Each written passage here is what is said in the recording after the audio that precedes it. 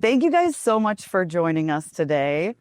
Huge fan, clearly. Thank you. But how's your Comic-Con going so far? It's been an amazing experience. The biggest one I've been to before this is the New York Comic-Con, and this one seems like it's 4 times that size. And just amazing stuff between the cosplay and all the people appearing and all the merchandise.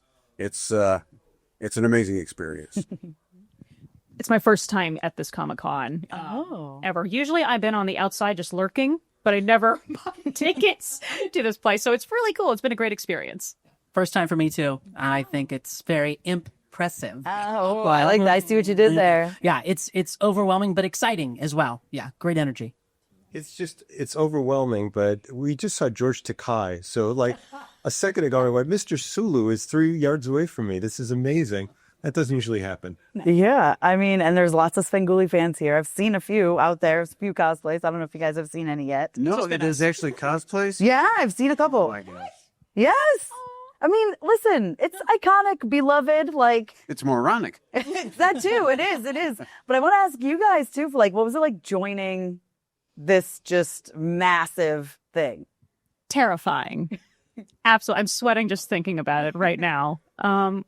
I mean, we came in together, him and I. We were hired at the same time. Bill was a little bit before us. Yeah. Actually, he interviewed us for our audition. Really? So, yeah. Yeah.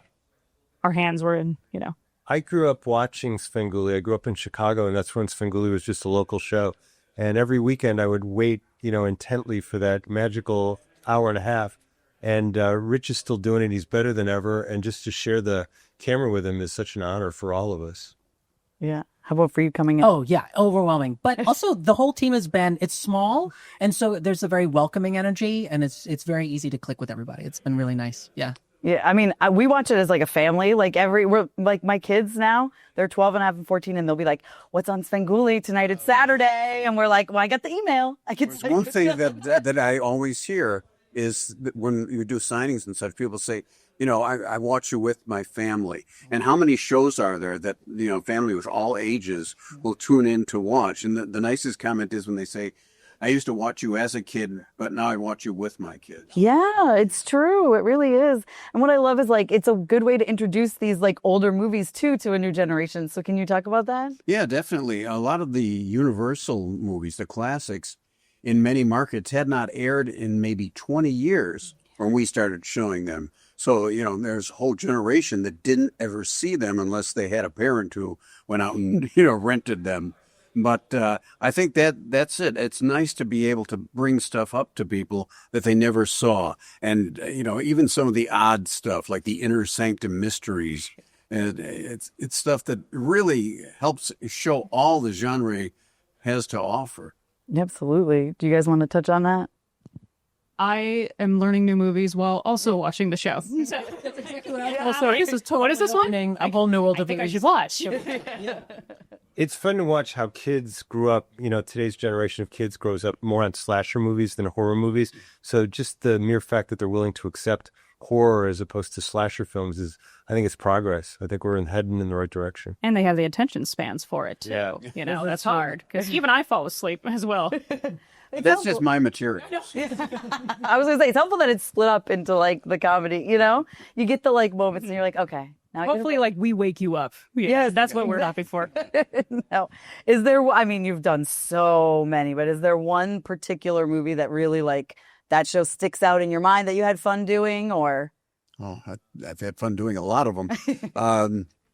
Again, the one I always bring up is Bride of Frankenstein because it's such a great movie and it's so much fun to do it. And the nice thing is we try not to, put down good movies. Yeah. We maybe make some fun, but it's not malicious. It's just adding some comedy to it.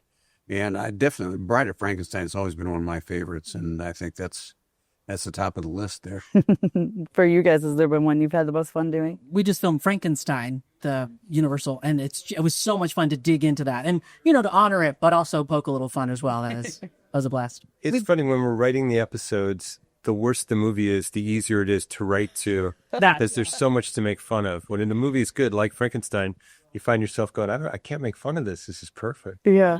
It's harder. We recently did Blair Witch, which was very unusual for, I would say, Svengoolie's like brand. and just the audience in general. And then tonight, it's Earth Girls Are Easy. So I love that movie. not That's quite great. horror, but it's sci-fi. And I was like, close enough, right? Yeah. I know. I'm gonna have to watch it when I get home with my kids. One of my favorites. Yes, I know. It's a good one. It's fun. And if I may say, their Blair Witch skit that they did, absolutely perfect. It was better than the movie. That is insane.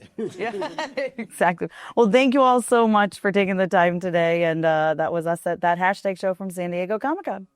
Yay! Thank you. Bye. Thank you. Thank